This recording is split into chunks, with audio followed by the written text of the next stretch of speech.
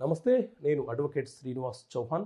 మొదటి భార్య కొడుకు చనిపోతే అతని వాటాగా వచ్చిన ఆస్తి రెండో భార్య కొడుకుకు చెందుతుందా? సో మన దేశంలో హిందూ వారసత్వపు చట్టం 1956 అమల్లో ఉన్నది. ఈ చట్టంలోని సెక్షన్ 18 ప్రకారంగా ఒక తండ్రికి ఇద్దరు భార్యలైతే మొదటి భార్యకు ఇద్దరు సంతానము, రెండో భార్యకు ఒకరే ఉన్నారనుకోండి.